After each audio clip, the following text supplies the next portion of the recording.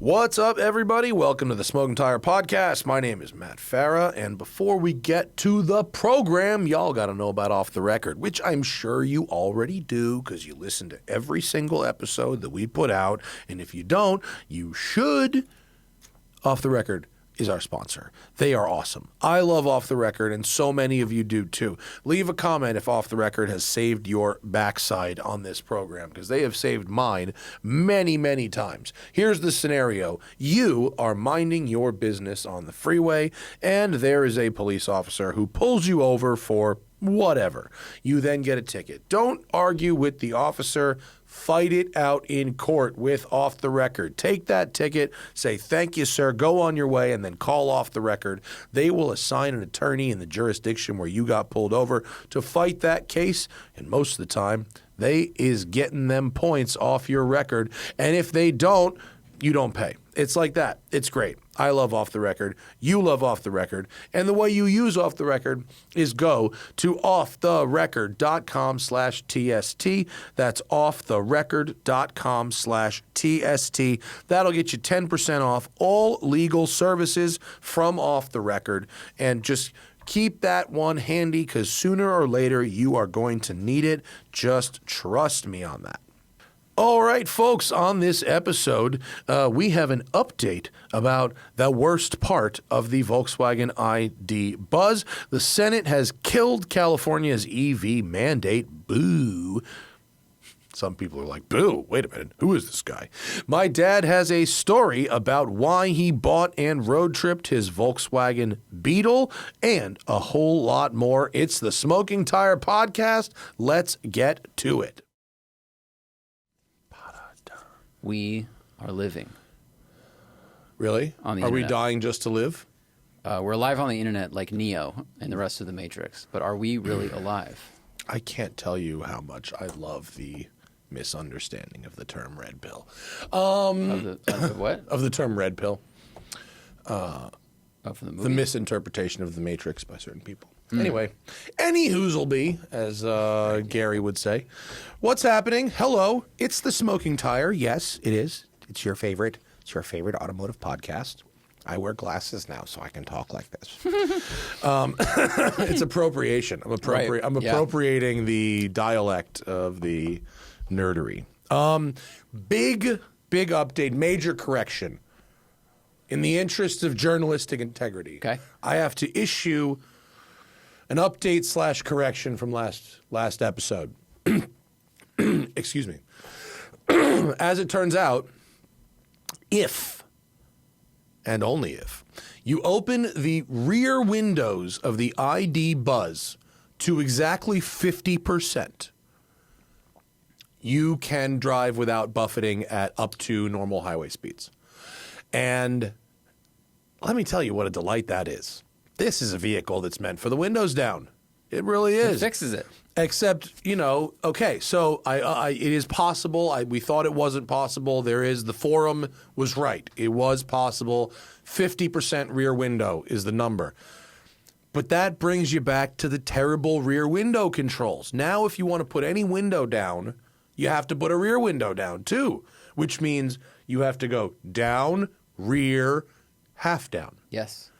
And then you have to do the reverse on the way up unless you just get out of the car with the windows down and hold lock on fob for like 5 seconds, all the windows will close. That's good.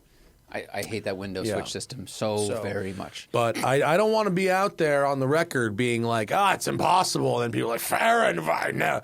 Correction, it's possible. The forum was right. That's how you do it.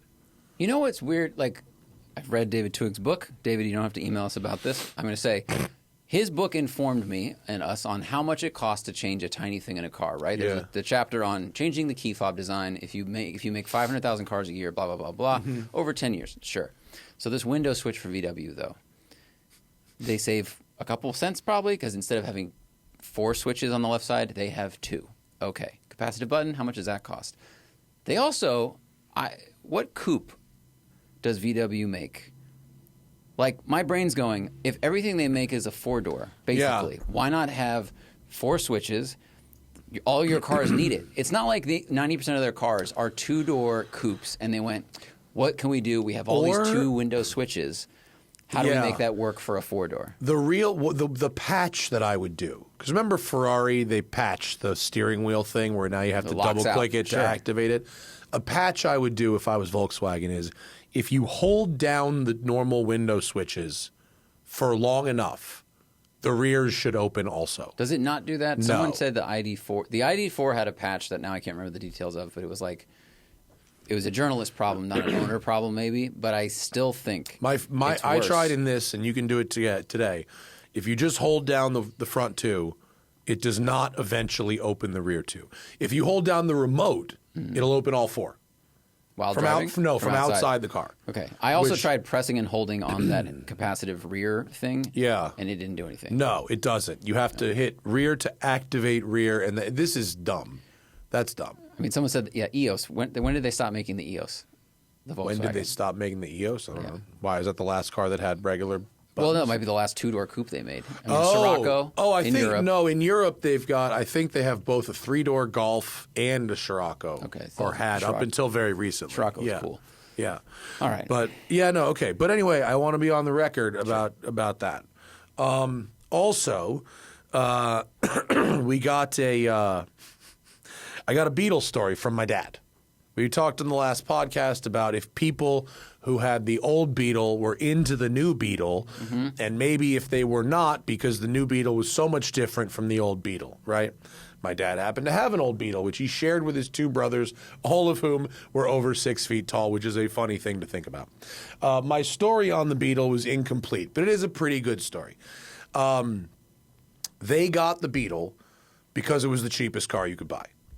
Straight up, cheapest new car you could buy. None of them really gave a shit about cars. Furthermore, my grandfather figured out that it was even cheaper if you took European delivery.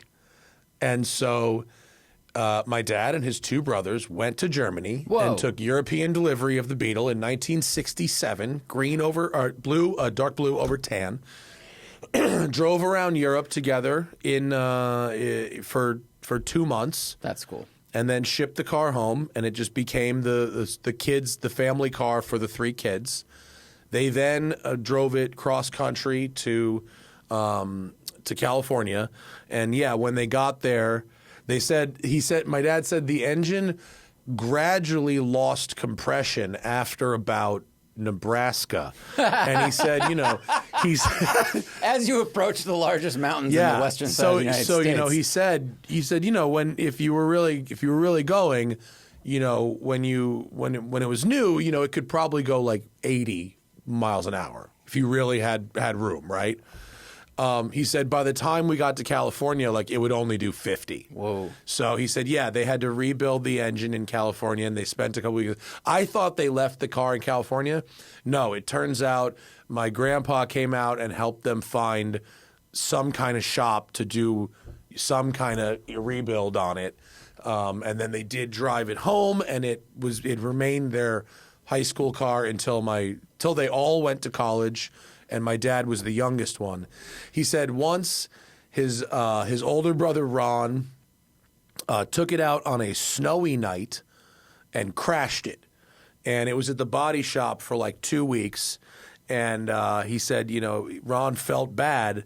And so he let my dad use his 70 Corvette or his 71 Corvette for a couple months. So he said he was rolling into high school in a pretty new vet, which was cool. Is that when he realized he should get a GTO? He went, this is more fun. It probably was because the Beetle was 67. My dad would have been a senior in high school in 71. Ron was like 7-8 years older, so he was he had his first big out of college, he's an accountant, so 26-year-old in the early 70s accountant, hell yeah, Corvette, right? And I think my dad's next car would have been in 72, which was the GTO. Yeah. So maybe he got the bug from the Corvette. Cool. But eventually it just, it got sold off. But I said, did you care that it was air cooled? Did you care about the efficient design or anything like that? He goes, Matt, it was the cheapest car that was a car. I can hear him saying it. Yeah, just like it. that, right? Yeah. Matt? It was a car. The cheapest car on sale. Like, do you think I would have chosen that thing? That's pretty cool adventure, though. German delivery and all that stuff. Yeah, that's pretty right. rad. The German 3 high school kids doing German delivery of a Beetle. It's pretty rad. It's a good time. Also, just 20 years after the whole kerfuffle, is like. Yeah, West German delivery of a Beetle. I'm just saying, like, it wasn't that long ago. Yeah. 20 years ago when my car was made, if I showed it just. Listen, it was my dad's side, not my mom's side. Oh, okay. My mom's side is the Jewish side. Ah, right. Yeah, my dad's side not They're tall. Jewish. They walked off the plane. They're like, No, I'm not saying they were for what went on over there. I'm just saying that they weren't like not driving German cars. It wasn't a thing like that. My grandparents, my mom's would not. Same. They wouldn't go near a German car. Same. Yeah. Grandfather was Cadillac all the way to the end. Right. Yep. All the way till he the same rounded along the side Cadillac. of the garage. That's true. He had the same 72 Eldorado white with red interior from as long as I can remember until he stopped driving. The thing was the longest curb feelers, white top, like the longest car in the world. Every one of my grandparents' last cars was a Cadillac. And my last grandma, who died in 2019, 2019, she died like 2 months before our wedding. She had her last Cadillac was a Catera, the caddy that zigs right straight up. The agile car. I could have inherited it if I wanted to. I considered trying to turn it into like a Lemons race car, but my little cousin like needed a car, and so that was probably better use of the Catera probably than me just gutting it, right, destroying it as a race car, discarding it. Yeah. People who need cars should get them first. If you don't need them, then we can talk about that later. So yeah, did you get a Beetle story from your mom yet? Okay, I'll call her today and find out. Hopefully, it's better than my dad's Beetle story. Hopefully, she cared about it being air cooled and efficient packaging. I feel like there will be a police interaction story in there, San Francisco in the 60s. Well, yeah, no, you're speculating. Yeah, I mean, my dad was in Jersey, and I don't think he had a choice in what the car was. I mean, he didn't even have a driver's license when that car became part of the family, so he was not part of that decision. But your mom chose a Beetle, right? Okay, yeah, so she got rid of a Mustang. Yeah, she might have a better story there in terms of that. But did she do European delivery? No, definitely not. Folks, we got to take a quick break for today's sponsor, HelloFresh. Yo, the summer is here, and that means fresh air, sunshine, and good food with your friends. And HelloFresh makes it easier to fit quick, home-cooked meals into your schedule each week by curating delicious recipes like pasta primavera, chicken Dijon, and pecan-crusted trout, as well as over 100 seasonal snacks, sides, and treats. They've offered even more for 2025, every possible lifestyle. We've got ready-made meals with chef-crafted flavorful dishes that are ready in just 3 minutes, so you can dig in and get outside, get work done, or get some me time. And every HelloFresh meal uses high-quality ingredients, including seasonal fresh produce and proteins that travel from the farm to your doorstep. I personally like HelloFresh because I like to cook, right? I like the cooking part of cooking. I don't like the shopping part, and I really don't like the figuring out what to make that's going to be easy and quick and delicious, but also isn't something I've made a million times. I love that my HelloFresh shows up with recipes that I've chosen off the website, but are maybe not things that I would actively choose out of recipe books to make. But I know because it's easy, because the ingredients are coming perfectly proportioned, because it's going to taste great at the end, that I'm happy to get it from HelloFresh. So you can fit great meals that fit your spring schedule and make the season even more delicious if you go to HelloFresh.com/SmokingTire10FM. Man, they are really getting complex with these codes. Write it down, folks. HelloFresh.com/smokingtire10FM, and that stands for 10 free meals with a free item for life. One per box with active subscription. Free meals applied as a discount on first box. New subscribers only. Varies by plan. HelloFresh.com/smokingtire10FM. And we're also brought to you today by Cremo. Loving this Cremo because I have been trying to be a good husband to my wife and doing morning workouts. That's right. Normally, I'm an afternoon workout guy, but I have been hitting the gym before work and going to Legree class with my wife. And the exercise is good, but coming to work after is problematic. Also, if I'm up on the mountain all morning filming, it is hot up there now, and there is some potential for stank. And Cremo is here to solve this, providing men with 48-hour odor protection. Cremo products are all barber grade, made with pride, professionalism, and passion to guarantee you quality without compromise. I'm using the Italian Bergamont this week. It is delicious. The skin is great. My body smells great, and my wife likes it too. With their deodorant, it's awesome. Cremo's got that enhanced multi-layered scent technology for a longer-lasting experience so you can apply it once and enjoy how you smell all day. But deodorant isn't just for smelling good and avoiding sweat. The scent you choose sets the tone of how you present yourself, and Cremo helps men make an unforgettable impression every time. This stuff smells nice, guys. It does. I really like it. It's natural. It makes me smell manly. And it does keep me from sweating through my clothes when I go to work after the gym. Yep. And Cremo has got other stuff, too. A wide range of other grooming products for men, including shaving cream, beard oil, and shampoo, so you can find your favorite scent and buy the whole body care line. Head over to Target or Target.com to find Cremo's new line of antiperspirants and deodorants in the Italian Bergamont and Palo Santo scents. Once again, look for Cremo at Target or Target.com. And now, back to the program. You know what's pissing me off? I mean, there's a lot. Well, this could go any number of ways. Don't really grind my gears. Yeah. In like Instagram and car listings, and whenever people are referring to an exotic manual transmission car of a certain period of time, they always say gated manual. Even even the like a Lamborghini Murcielago, it always says gated. It's like, of course, they're all like that. Sure. You don't have to say it anymore. You know that, but I think I'm very tired of not. reading gated about. It's just redundant. It's a fucking manual.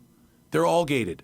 Oh, As a matter of fact, every manual Ferrari made since like the 70s is a gated fucking manual. So do you want them to say gated transmission? No, you want say manual. Get rid of the gated. Yeah, get rid I think of you the have word to keep gated. the gated because, Why? Because it's unique. It's special to certain brands. Not every manual car has it, so it's not actually redundant. And I think if you're like a new person to cars, if you're 12 and you read it and you see, you're just too weathered. You've been here too long. If you're 12, you don't care about driving stick. No one that's 12 cares about driving stick. That's true. We might like seeing the gatey thing. I hate it. It's just, I'm over it. There's words I'm tired of seeing, and the word gated is one. I don't mind it at all. It's just... Yeah. Especially if there's no pictures in the article. Huh? There's always pictures. I'm like talking about Instagram. Oh, okay. I'm not talking about journalism. I thought you meant like in a magazine. I'm not talking about journalism. I'm talking about garbage Instagram shit. All right. like specifically, I'll tell you the one. There was a post about cars that are in movies. Okay. Specifically. Mm-hmm. Exotic cars in movies. It's an account that posts. It's almost like an IMDb type account, but for cars in movies. Can I guess which car they talk about? Yeah. 355 Spider in The Rock. No, but good guess. Because there's a close shot of him shifting that specifically. No, but good guess. This is about the group of Lamborghinis that were used to film. I guess it was The Dark Knight. The gray Mercies, gray LP. Right. Yeah. And like the four cars The used in the Lamborghini film. then. Yeah, of course. And like Much two more of them style. were manual and two of them were automatic. Get manual. And it just repeatedly, like 4 or 5 times throughout the post, gated. Okay, that's and too I'm much. like, yeah, but like I agree. It wasn't until I saw it this much that I felt like talking about it on the podcast. All right. But when I saw it, I went, ugh, we need to stop this. And then I wrote it down. And now we've filled 3 minutes of content. See how that works? I think more than once in any article or post, saying gated manual, that's too much. Like, Sure. even if you Okay. have Let's a make a 3,000 rule. word article. Let's make a rule. More than once in any post. That's good. Yep. That's a good I starting agree with point. that completely. Okay. Yeah. All right. More than Well, I mean, that's easy, right? then people know. You say it once, And then later you could say the shifter, the transmission, and everyone Right. goes, I know what it is. And also, more than 0 times if your headline photo is of that thing. I'll agree with that. Because they're not going to see the text without seeing the picture on Instagram. It's going to be there. Yeah. I agree with that. Okay. That's a good one. Yeah. Definitely. And if you use it like more than 3 times in, like, let's just say an Instagram post, I think you need to quit the business. You have to deactivate your account. Yeah, it's Because there's now more I'll than- tell you why. Now you're training AI and it's all our fucking problem. And then it's all going to be gated Right? shifter. Your stupidity is now, it's like Teslas on public roads. Like, that's why you shouldn't be able to use FSD, because I'm there on my motorcycle, because your stupidity is now my problem. Your shit, your output trash is now training AI. And I can't live with that now. I feel like it I would refuse be- to abide by that. The dude will not. Well, for your analogy, it would be like if the Tesla cars were only following bad drivers and then learning how to drive from the bad. On the way down here in the canyon, I followed this truck. It had a trailer on the back with a Rascal scooter in it, no license plate. The rear window shield rear window's gone, blown out. Just a mess. This person's had a real bad time. Yeah. And they were doing 30 the whole way. And some people made what I would call dangerous passes to go around me past this person. I just said, forget it. I'll just chill. Bet. Yeah. But if the AI was following that particular driver, this person was in the dirt. Then they crossed the yellow. Then they were in the dirt. They were braking at weird points while also going like it was the most dangerous driving under the speed limit I've seen in quite a while. Yeah. So FSD might have learned something from them. Yeah. You can't have that training. Yeah. You need to follow limousine drivers, like good ones. The Rolls-Royce chauffeur manual is what Right. we need fucking happening here. Exactly. Yeah. If Rolls-Royce came out with a semi-autonomous system and said, this is trained on the tenets of the Rolls-Royce chauffeur manual, They will. that would be sick. They will. You know? When they introduce it, that is too strong a marketing point to not use it. But also, they'll Imagine add a little bit of Rolls-Royce Opera Coupe, right? Where, like back in the day when you had the rear passengers in an enclosed thing and the outside driver was just open. Right. Imagine that shape, but no outside driver, just longer nose to further back. And it was just a 25-foot car with that's a 2-seater in the back and nobody and nothing driving up there. That would be the most, obnoxious Opera Coupe shit. There's a guy who just drove by the That's other day. what Sam Altman will pull up in 2040. That's exactly. Can you what Google it'll have. Cadillac Eldorado Opera Coupe? There were these. I don't think they were factory. I think they were custom, but there was these early '80s Cadillacs that were turned into these like. That one on the third one, Seville Opera Coupe. That's the one that have these real short. They're like it's kind of like the Cadillac version of like a little bit what I'm talking about, but from 1979. It's an atrocious looking vehicle. Dude, let me tell you, there's one that rolled by the shop yesterday that's all black, no Landau roof. It's got a painted roof, all black. What we're looking at, imagine you took a Cadillac sedan, Seville, and eliminated the front seat and only left the back seat. Moved the windshield back to the back seat, just extended the hood right through where the front seat would be to the back seat, and then put 2 in-body spare tires Like on each enclosed side. spare tire carriers. And you're driving the car basically from where the back seat would be with this ginormous schnoz. It's kind of fabulous. If take an SLS, but make it in Minecraft. So now picture this vehicle. Now I saw one go by yesterday, black with all gold trim and Daytons, 13 Daytons. And I'm not making fun of that car because that person can fuck me up. Right? All the extra room in that car is full of guns, you know? And I saw him go by twice. I almost wanted to chase this motherfucker up the road. I have to say, in all black with gold Daytons, it is actually quite hilariously awesome. Look at... maybe that's just a reflection. It is it's a coach built thing. It's not a factory thing. It's from Florida, Pompano Beach, of course. I think the hood opens very far. I think the opening for the hood seems very far back on the hood. Yeah. You see the line? Yeah. So for people listening, like the front, imagine where the front bumper is. Go back 2 full feet. That's where the seam is for the hood. And then you open it and you maintain it. So it's like the engine is set back behind the axle. Yeah. But that's weird. Front mid. That's very weird. Front mid. It's front mid, but at least on like an AMG GT, you open the hood, the whole thing opens. I mean, I bet it's flimsy as shit, but if you are in Los Angeles and turned one of these into a lowrider, it would be awesome. You tell me this wouldn't be sick as a lowrider. In the right color, I think it would be amazing. Cool. The proportions would wear on me a bit. It'd Look, be can funny we find for one in while. a different color? It's this two-tone white and blue is doing it no favors. And if you can see, if there's one monochrome, look at the silver. Look at the silver. It looks like a fucking Aston. The silver, go down. Look at that one. They've got no spares. Look, it looks Italian with no spares on the side. All right, so this is all white, and that looks weird. It looks It looks tiny. It looks like a micro car. Yeah. With this little. No, it is compartment. kind of small. The gray without the spare tires Not on the terrible. side and the big Ferrari-like They put vents. the big vents. It's kind of cool. This is like a weird boxy. You know what this is? Before its time, this is like a Cadillac XLR. Oh yeah. It looks like a Vet. Yeah, Like the yeah. proportions look like Corvette, but Yeah. it's square. Yeah. This is so strange. I mean, it's stupid, but it's also like a little awesome. not bad like that. Now picture it full black with Daytons, and you're like, yeah, We got I get it. That's all right. Are there more pictures here? Oh, there's more pictures of this one. Okay, cool. Do we have a good interior? It looks great at the rear 3/4. Looks awesome.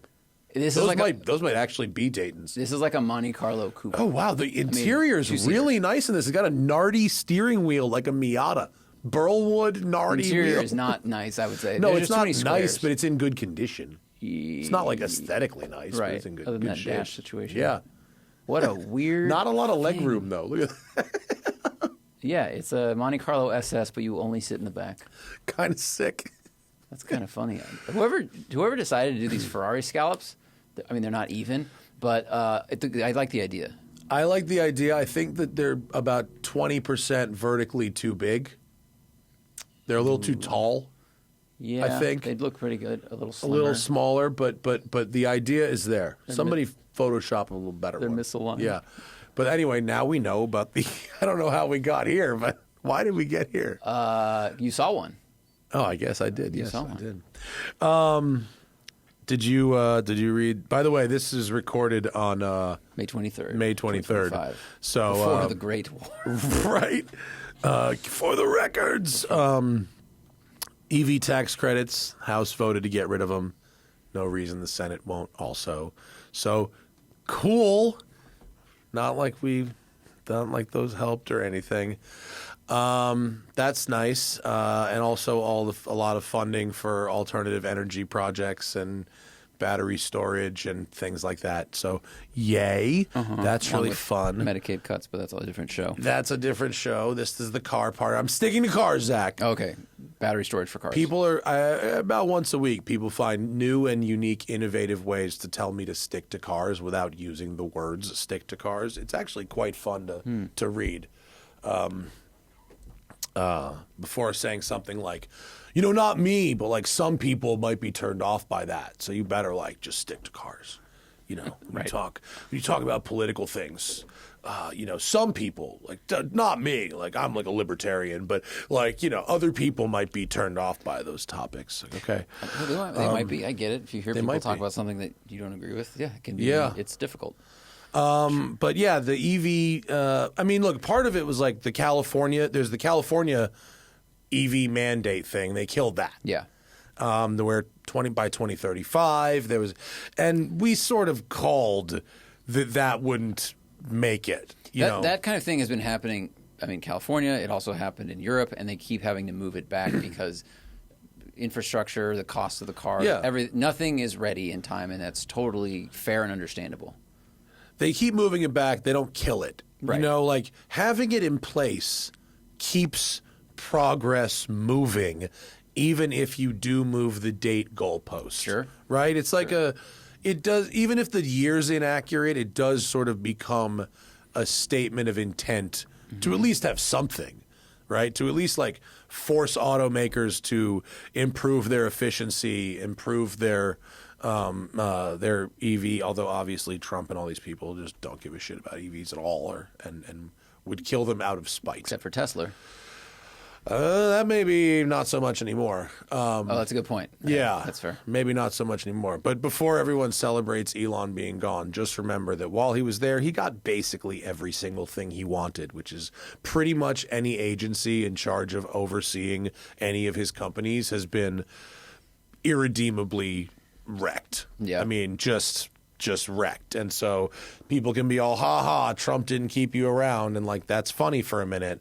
But he gets to go home, like, with so many regulations just gone that were there last year all the on investigations. Like all the companies he runs. So actually, he ran a major con on the fucking U.S. presidency, and then was like, "See ya, I can just like leave now." Or he just bought his way in, and Trump was like, "Look, 130 days." You do anything you want for 130 days, and then you got to go. You just buy me into office, which could have happened too. I mean, either way, gets what he wants before he leaves. But anyway, EV shit. California's is now dead, so we don't have that. And then the EV incentives are now dead. So $7,500 federal tax credit, $4,000 used tax credit, dead. So on top of tariffs, on top of whatever, like all electric cars just got like stupidly more expensive. Yeah. Which maybe is good for it's not good for anything, but maybe is good for the secondhand EV market. If you're a seller, sure, they got more expensive. Yeah. But I think they're also more expensive to buy.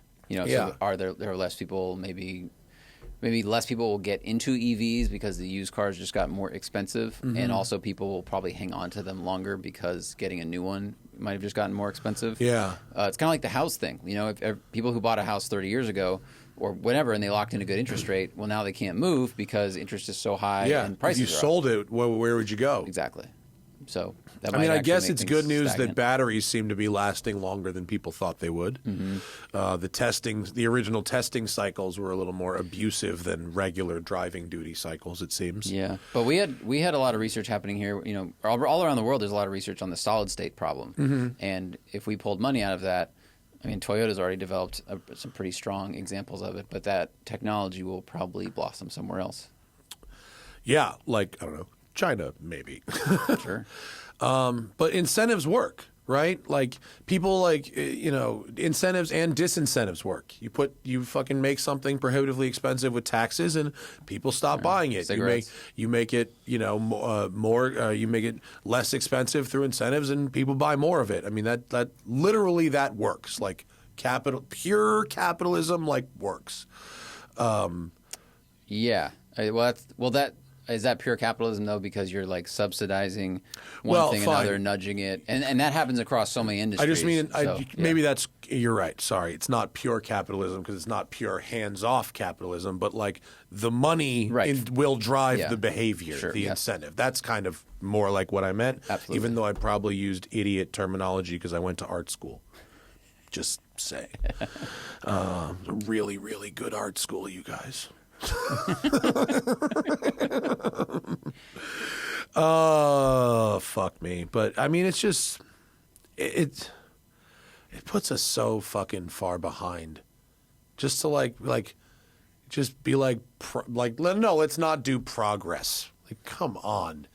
Let's not do science. Let's not do clean energy. What are you for real? What are you, some fucking stupid movie villain, bring back coal? What are you fucking doing? Well, I know, and there's a lot of articles that'll explain this better than I ever could, but like the number of jobs in coal is actually quite small because power is made mostly by like, you know, natural gas and other ways now.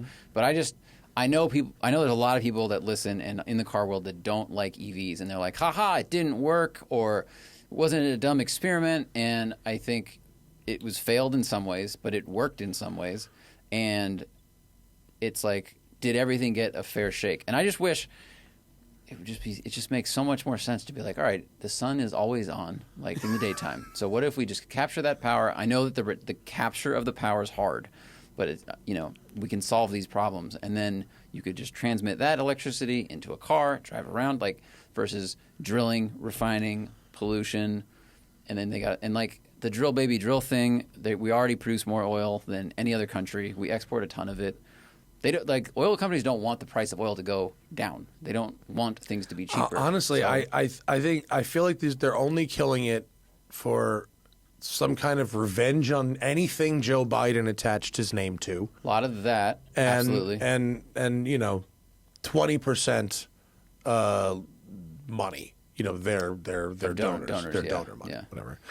Right. It's depressing. I mean, it really is, because like, having now done enough road tripping over the last 5 years in EVs, like I have actually personally witnessed progress to go from, oh, this is sketchy, to actually you can do this with only the very mildest of inconveniences in almost the same amount of time you could do it in a gas car, with drastically improved infrastructure, drastically improved charge speeds, drastically improved real-time charger availability data. I mean, when I'm using my Taycan, which is now a 4-model-year-old car, right? But the software's been updated for the route finder. They just, like, I don't know, maybe a month ago, I forgot to put it in the video. Shit. Like a month ago, the route planning software updated and now shows number of stalls available at each charger, and if they fill up, it changes my route to go to one that has available chargers. Awesome. Like, so it didn't do that in January when I bought the car. Now it does it. Like we keep getting more and more and more tools pretty rapidly to, you know, make EV road tripping like a real thing that there shouldn't need to be that much planning for.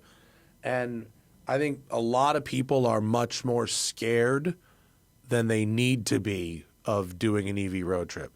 The real difference, like, is you can't, like, speed like crazy. like there's not really a good argument for saying, oh, you have to set the cruise control at 75. Like, you can't go 90 or 100. You'll go through fast. It's like, well, you're not supposed to go 90 or 100. I mean, I don't have a good... Other than you feel like it, I don't have a good... David Zipper pressed me on this when I forget if I was on his podcast or he was on mine, or he was on this one, but he I think we had him on because he was talking about speed limiters on vehicles, and he tried to make me say, you know, give any reason that a car should be able to go over like 100 miles an hour. And like there's no other reason than racetracks and because I want to. Sure, of course. And that's not really a great reason. Well, it's not a strong argument against the safety and the danger and the, you know, higher kinetic energy and all those other things. Like, you can't win that argument, and you could try to play, like, you know, the freedom of choice game and all these other things, but like, it's just not as binary. Well, and I'm just saying that that's not a great argument for why a gas car is such a better road trip car than an EV car. It's like, because I can break the speed limit by more. But how does that? I don't understand how that's a factor, because we've been in EVs that go 170 I know, miles but per I'm hour. saying, but if you're actually road tripping across the country, Sure, real world, you and I in my white Porsche, which you have to sit at 74, otherwise your range goes like this, or a Bentley GT, we're in the middle of the desert, nobody's around, we're safe, we can go 120 for an hour and a half and see 3 people. But we'll also burn a lot more fuel. We will, but there's so many more stops, and you can stop so much faster that it's just not, it doesn't affect you mentally the same way that it affects somebody driving fast in an EV and going through. I mean, a good race to do, maybe just be something we just do on paper with math, is like, you cross the country in I mean, it's the cannonball thing, right? It's if Bentley crosses the country and averages 98 miles per hour, but they have X number of stops because you're not putting a bladder in the trunk like at Bullion. We can look at Cannonball, actual Cannonball results for this. Oh, and just see, what the time is. I mean, I think the record for a gas car is like 26s or something, which is crazy. But I mean, stock gas tank, for most people. Oh, like without that's, extended, I'm saying that. So, yes, like you can speed across the desert in your Bentley, and you could fill up more often. But if you're stopping 10 times across the country instead of 4 in your battery car or 6. Okay, so what we need to do is contact Ed Bullion and figure out what is the best Cannonball time with a stock gas tank. Yeah.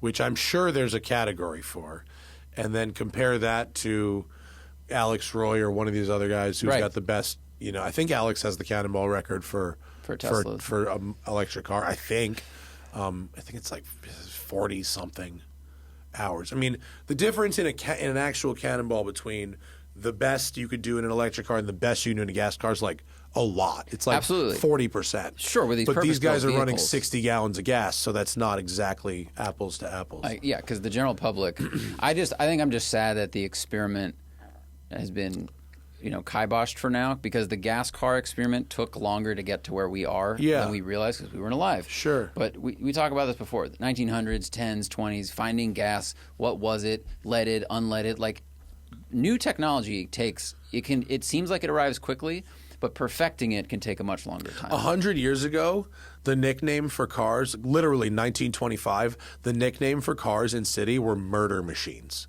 So many people were killed by cars in the city that they were calling them murder machines. And that's where literally all car lobbying associations came because the people who lived in cities wanted cars fucking out of cities. And so the that's where AAA started, by the way. AAA started as like a lobbying group to keep cars going when they were wildly unpopular because of how many people they murdered. Wow. Yeah, it was crazy. But like that was 100 years ago. The first public EV charge network of any real kind was what, 2012? We're year 13 right now. Like, come on, man. Like, and the rest of the country the rest of the world is not stopping this. Right. You know what I mean? So like, all that's happening is we're going to fall further and further behind. The rest of the world is going to keep going, and we're just going to have to spend more money later to catch up. Like, it's not going to go away. Like, come on, it's crazy. So good times. We should go to the people. Can we talk about interiors real quick for vehicles? Always. Well, I went to Good Vibes this morning, which was very fun.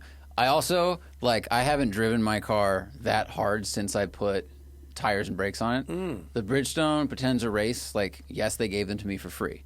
And so I'll tell you a negative about them just so people understand that I'm not just saying they're the perfect thing. Sidewall's super hard. Around town, way harder than the Vredesteins I drove around on. Noisier, less comfortable, blah, blah, blah. In the canyons, holy shit. They are so sticky. Dude, I was carrying such amazing speed. What are they, Potenza what? Race. I think that's what I have on the NSX. They hustle. Yeah. I mean, and Thad was behind me, and we got to a stop, and he's like, you have some grip and momentum in the corner, my friend. And alignment I have that Avis did, the thing tracks straight on the highway. It's not darty or there's not a lot of toe in, but the turn-in is still super quick. Nice. Thad drove it, the thing hauls ass, and it feels really sticky and really nice and light. Oh. And I just kind of forgot that because it's been under so many surgeries. And, and the power steering shit stayed on. Nothing, because I was in, $7,000. I'm going, this is when the pulleys will fall off. If they're it's gonna happen now. Yeah. And everything was fine. Great. Fucking great. Okay. Yeah. Okay. What about interiors? So I want to do this plaid insert thing I've been talking about. So I asked our body shop neighbor if he had any references. And he gave me one, and he said this person is highly skilled, OEM level for decades. They've worked together for a long time. And he's not Concours expensive. He's not cheap. He's in the middle. And I was like, all right, that sounds pretty good. And so I called this person and got an estimate on the phone, and it was $4,000 to redo the front seats with seat inserts and new leather on the outsides. And I was like, $4,000 for 2 seats? For 2 seats.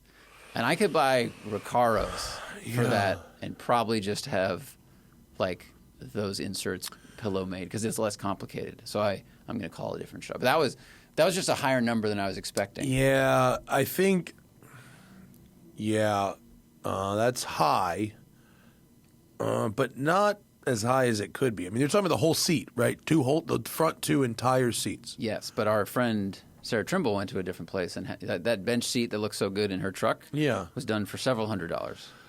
Great. Simpler seat. I would call them, that's a 3-person across bench. True. That's basically a couch that goes into a car. It's It is not less the complicated. same. But I would also call that shop too. Yeah, I mean, if you need, I wouldn't say you need not concours but middle. Right. This person I would say is you great. need not middle but bottom. I don't want to open the door and see like wrinkly leather and I don't think you will. But that was a little too nice for me, I think. Yeah.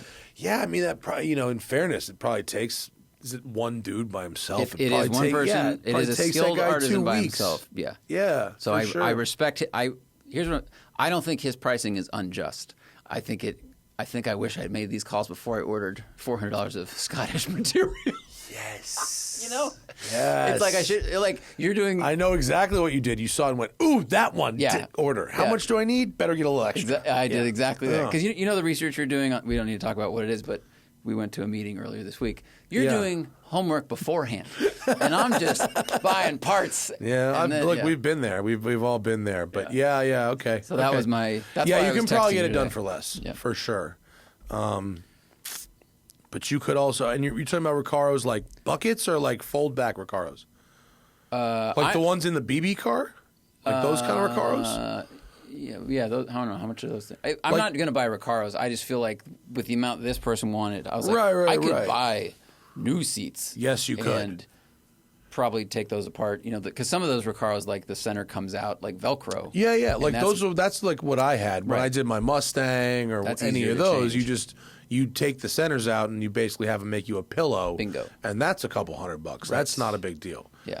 But if they're doing, because your M3 seat is a lot of pieces. True. There's moving moving things, and there's a lot of like stitching across it and stuff. That's probably a lot. We'll see. I'm going to go to a second shop next week, and I'll see. And if they also say $4,000, I'll be like, well, I'm going to buy some Recaros then. Yeah. At that point, I mean, they're not cheap either, but then I get the seat position I want for that. Sure. It's expensive. And you save weight. Yeah. Exactly. Or I just sell this tartan on the internet and just go, fuck it. Someone will want some tartan. Who wants to make 15 kilts? Myers-Manx may want it. If somebody were, they have to get my approval. But my extra bus fabric from the Safari, I gave to Myers-Manx. They have, I think it's 3 yards of it. They have enough to do one vehicle. So it didn't work with the color that I wanted, and I didn't want to change the color to one that would. I didn't want to do it a color just to fit the fabric. Mm-hmm. It would look amazing on a Myers-Manx, though. So if somebody wants to order a Myers-Manx with that fabric, you can actually get it. They have enough to do one. And don't let them charge you for the fabric, because they got it for free. It comes with the buggy. Okay, I am out of things. So let's go to the fucking people. And before we do, I want to remind everybody that Road and Track has updated our fall event, the Seaside to Sierra Rally. It is going to be sick. It's going to be Sonoma, Healdsburg, Sonoma Raceway. It's going to be Pruitt Winery with Scott Pruitt on hand giving hot laps around Sonoma, doing a fireside chat. It's going to be Lake Tahoe. It's actually the Ritz-Carlton Lake Tahoe. Best hotels, restaurants, and one of the best racetracks in the country. And it was originally going to be the first weekend in September.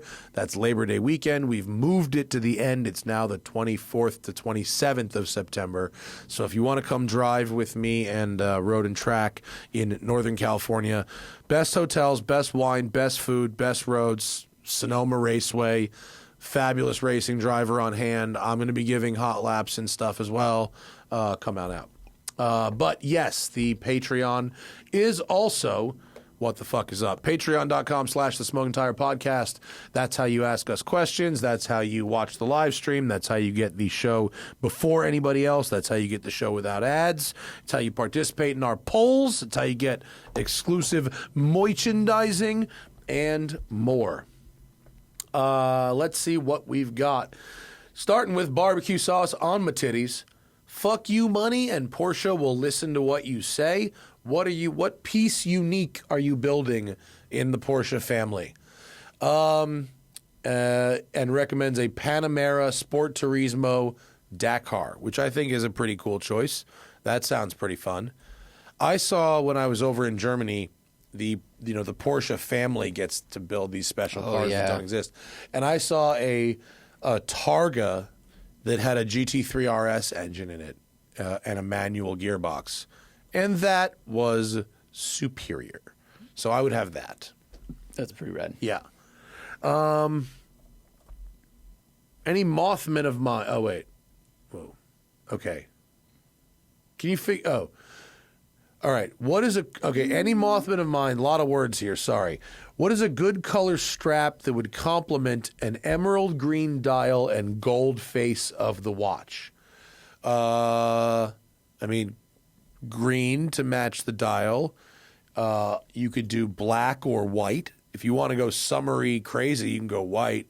You can go with a gray. You could go with a green. You could do green's aggressive. Yellow. Yeah, yellow would or work. a gold that works with it would be cool. Yellow could work. Yeah.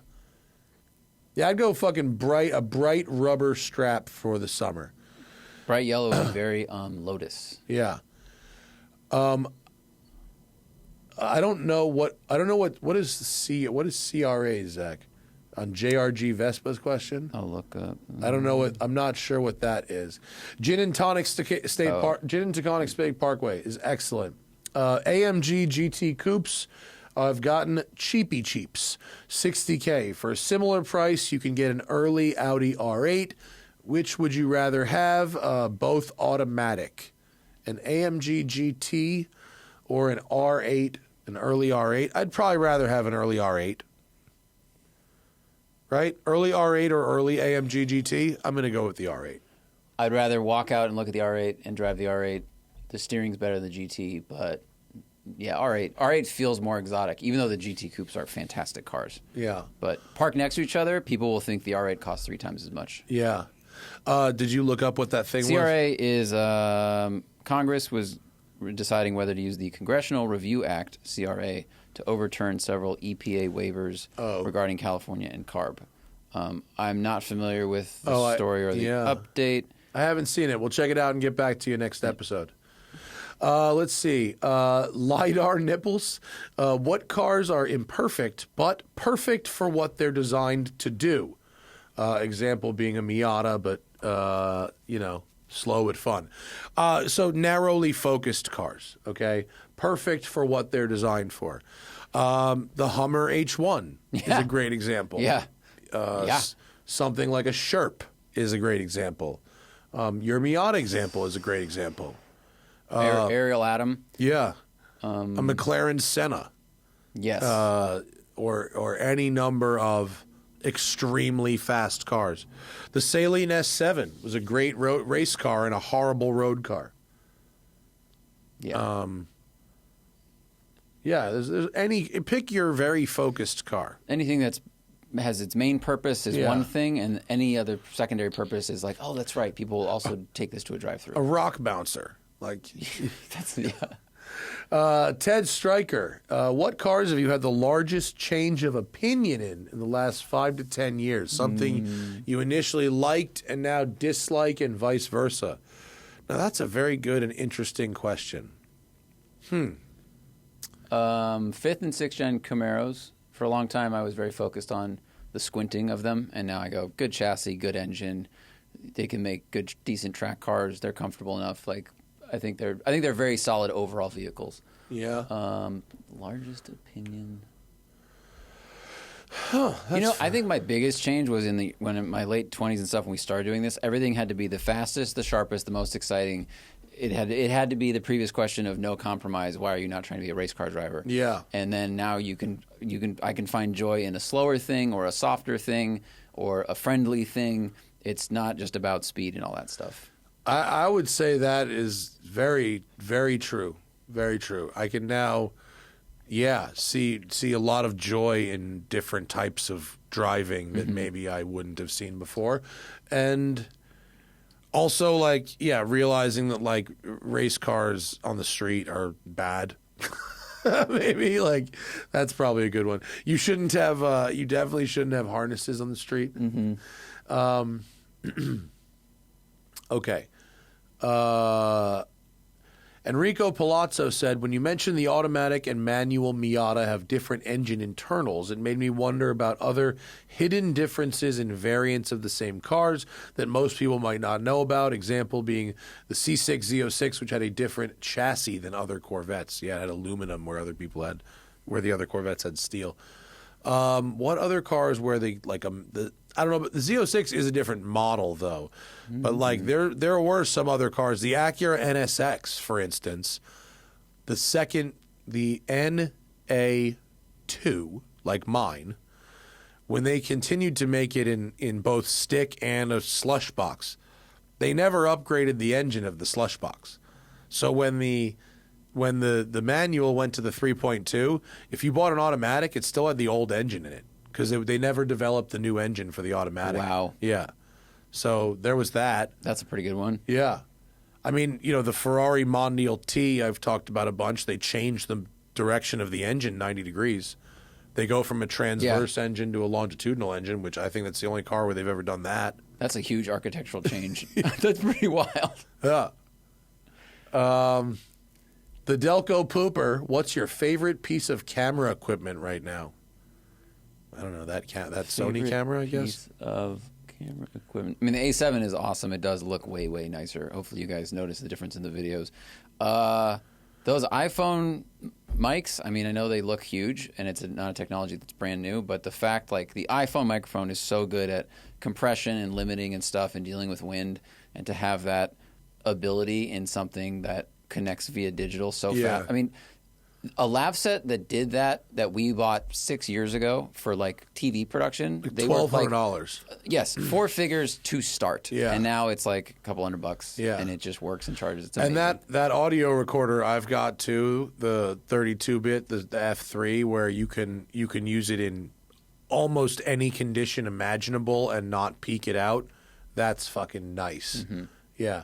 Stuff that helps you get stress-free, usable audio to us is much more important than some camera upgrade at this point. Yeah, the variation in volume of sound while driving a fast car and talking and stuff is so great. It's very challenging for recorders to deal with. Yeah.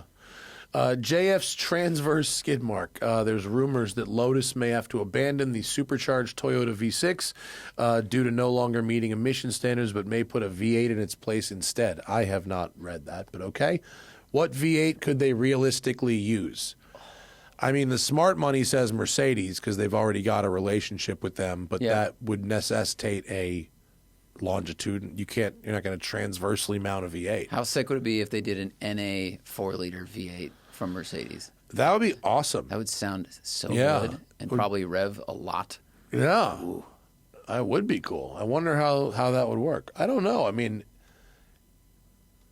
now we have to look to the Mondial T. Are they going to switch to a longitudinal engine? I mean, it's been done before, like there is precedent, but if they really switch to a V8, like what V8 can you use transversely? Like it would have to be small, like really small. Yeah, because you have an extra cylinder, so it's going to be a little bit longer. Yeah. It would have to be very, very, very short, tiny pistons. I can't sound possibly imagine. I mean, I don't know. That'd be cool, though. Christian wants to ask about touchscreens. Let me tell you, Christian, I've just submitted a piece to Road and Track this morning that I think is 2,200 words. And you will have my thoughts on touchscreens on roadandtrack.com. It won't be paywalled or anything in the next couple of days. Perfect. It's all I've been doing for the last 36 hours is writing this piece. So I don't want to talk about it anymore. And don't scoop yourself. I'm not going to scoop myself, yeah.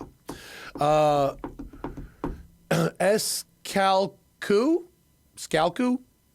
I'm purchasing an Audi RS3 later this summer to work at your favorite winter ski resort in Montana. Really? Cool. And I'm wondering if you think I should do a full PPF or protect the leading surfaces and splash areas. How long do you plan to keep the car?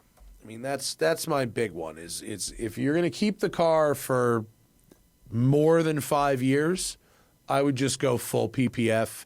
Especially winter conditions, it'll clean really quick. They use salt and shit up there. I would probably go full PPF if you're going to keep that car for a long time. If it's like a lease, then I might not do it. Just skip the whole thing. I wouldn't do the impact points. I'd either go full or skip it. Oh, I would if you're. I mean, if you have the money. If turning the lease back in, if they'll ding you for, chips on the front of the car, I would do the front of the car because every car in Colorado when I lived there, like they put sand down, rocks, salt, and it just fucks the front of your car up. So I would PPF the impact on the front at least. Yeah. Larry Chen's other Canon tattoo. There's a joke there, and I don't get the reference, and I feel like I'm part of it now. Doug DeMuro recently had the take that Carrera GT owners don't typically have other Porsches because other Porsches are not hardcore enough, while Porsche collectors don't have Carrera GTs because they're too hardcore. He said Porsche collectors prefer the 918 instead. That's an interesting take, and I mean, as a Carrera GT owner, he probably knows better than I do, but I know Porsche collectors who own and love and collect the Carrera GT, and I can think of a couple people who I've known who've owned Carrera GTs who don't have other Porsches. I think the Apple whatever pendulum. I think it swings both ways. Yeah, I don't think there's same thing as Doug likes to talk about those people who obsess over the colors and shit. The people that I know. We'll talk about the color for 20 seconds and then move on to something else. It's, and typically because someone has asked, So I think that's like a hot take, and I think there's probably evidence to support that argument, but I think there's evidence to support. I would bet if you polled every Carrera GT owner, more of them own other Porsches than don't. Yeah, because that's how you get allocations. Yeah. Here from Matt's Cat says, thoughts on the Genesis... I didn't see that. Sorry. Neither. Go down. Is there more? Yeah, they had a question about our Tesla government grant. They wants to ask about that the DOE loan about the Cybertruck thing. I mean, I don't have it now. I remember it being a thing back then. I'd have to go to fucking like Niedermeyer or somebody to get it. I don't follow the. There's too much news for me to remember this at this point. That was a thing then, and I'll ask Niedermeyer and I'll find it, but I would have to go do some more research on that. Bad Gardener says, what special editions could you see yourself pursuing? A Jag Project 7 or 8, a Celine XP8, Continental GT3R? I mean, none of special editions. The Jag, I really liked the Jag XF. We had one as a press car. I remember it well. Like, it sounded good, looked good, long wheelbase. But when they came out with the hyper version, the 7.8, I was like, is that the right car to make into a race car? And I mean, engineers can make anything into a race car. Yeah. But that one just never drew my attention because it seemed like such a compromised product, I think. Yeah. Most of those, I think, are fun little things that are good for reviewing and whatever, but they're not anything I have that much interest in purchasing. I mean, I'd like to have all right, fine. I'd like to have an NSXR.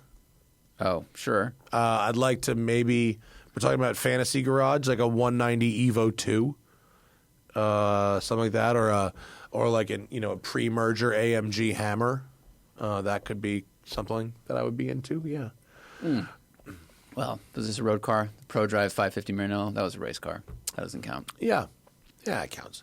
Agent 325 says, with prices of air-cooled Porsches being so high, average condition G-body cars like 80K, wide-body 993s for 150, are these cars a 100K plus driving experience? I mean, look, You're not spending $100K, because if you buy this car and you maintain it, it might go up, it might go down a bit. Your net will not be $100K. Your net might be 15 or 20. So is it a $15,000 or $20,000 driving experience? Yep, you betcha. You know, that's a good way to do the math. Yeah, like your cost to buy in might be $100, but that's not your total cost. As long as you plan to sell it at some point. Sure. Right. Yeah. But like, if you're talking about an investment car, you have to sell it for it to be an investment. Yeah. Otherwise, you're just lighting money on fire for fun, which is fun. Like, great, do that. But when you're like, no, it's not 100,000. It's not a typically exotic driving experience. But those cars offer a type of driving that is not like.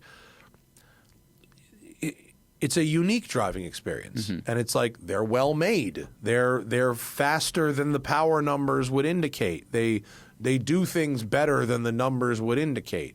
I also think that this measure is challenging, and I know it's like a term we like, but it depends so much on someone's finances and what they value in driving, and also like if you compare it to a new car that's $100,000 and how that feels.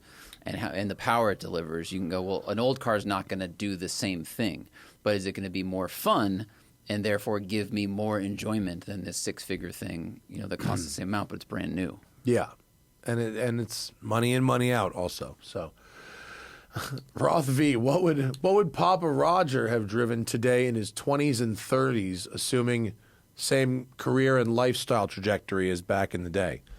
Well, he had a 72 GTO in college. He then got a Mercury Cougar after college. Right. That was when he was working in New York City and met my mother. So he probably would have had like a Mustang. I mean, I imagine it would have been a Mustang situation. I mean, if you want to talk about accuracy, all the cars he bought from college until today, with the exception of 2, were bought from his friend Bob at Town Motors in Englewood, New Jersey. So all vehicles were limited to a certain set of brands. What Bob sold. Which was Lincoln, Mercury, Porsche, Audi, Subaru. It's a good spread, actually, for a long time. So that covered a lot.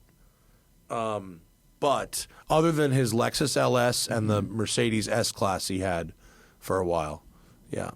Do you think he? All right. Well, do you think he would have gone at like an RS6 at some point? 'Cause Audi, you said Audi, Subaru. Well, if he was in his 20s and 30s, he wasn't making money like that. No, it would have been. It would have. Well, it was Mercury. It was a Mercury Cougar. So today, they don't have Mercury or Lincoln anymore. So now it's Porsche, Audi, Subaru. Yeah. So today it would be probably like an Audi A5 or something like that. Yeah. Maybe S5 for a little bit of speed. Yeah. A little speed. Coming out of the GTO. Yeah. He wants a little 72 Judge. Apparently quite rare. It was the first year after the GTO no longer was a standalone model and went back to being the Le Mans GTO. They have the big, like the 69 to 71 is the one that everyone likes with the little nostrils up high. The 72 has the big nostrils down low. Quite rare, but not as desirable as the earlier car. 455 and cubic inch engine, 300 horsepower. That sounds right. Yeah. Thought it was 72? Thought that was a 400 still. I thought 455 was after that. Maybe there were two options. Yeah, maybe. There also might have been two options. There's a base engine of 400. I don't know. My dad had the Judge. Whatever the Judge was in 72, that's what he had. That might have been the 455. All right. I don't know. Just the Tiptronic. How much does specialness of X factor weigh into your car buying decisions? For instance, an Emira seems more special than a Cayman GTS, but the Cayman GTS is probably the better car. I've driven an Emira and I have a Spider. Back in the day, I bought a John Cooper Works Mini because everybody else seemed to have Subarus. I mean, I liked it. It felt more German and premium than the Mitsubishi or the Subaru at the time. And everyone else seemed to have or want one of those, a WRX or an Evo. That was it. WRX or Evo, WRX Evo. Everyone wanted one of those. Well, I think you do like specialness. And I do. I think you do. Yeah. Did you buy the Spider? Because you sent it to demand right away. Yeah. Would you have bought the Spider if you had not had plans to put a bigger engine in it? Would it No, have been probably special not. enough? Probably not. Okay, Yeah. interesting. Because it's a fantastic car, but I didn't know if it would have the. No, it wasn't until uniqueness. because I drove the Spider before, and I was like, "Oh, this is lovely." It was great. I drove it to Carl's funeral.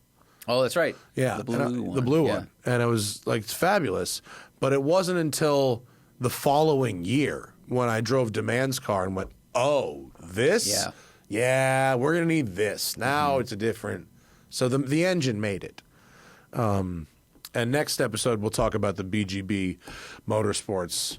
Fucking Habibi, what the fuck? A Turbo S pulled into Good Vibes today, and I looked at it, and I was like, that giant thing. The engine from that was in this time, and I was standing next to a GT4. Yeah, I was yeah. like, they took that and put it in there. Yeah. Holy crap. Mostly fits. Yeah. A little bit of plumbing visible. Okay, let's see. Foodman Chu asked a couple months ago for suggestions to rent a car to drive in the Angeles Forest. Ended up with a ND2 Miata. Okay, there you go. And the Miata was an automatic with paddle shifters, which they say were actually really good. Wow. Question, have you ever been surprised about how good an automatic transmission is, especially in a predominantly manual-equipped car? Yes, several times. I think we mentioned this on the last show, different person, but the FRS BRZ absolutely impressed me. It's a very good manual, a very good automatic, torque converter automatic. You wouldn't expect it to be so good.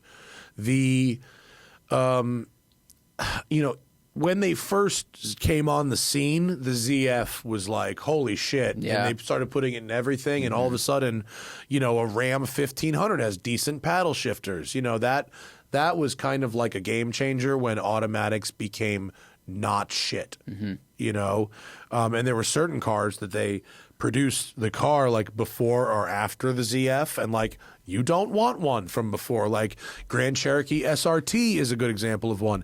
Aston DB9, like you don't want one of those before the ZF. Like when they changed over, like it got so much better. Yeah. So that was a big one. Yeah.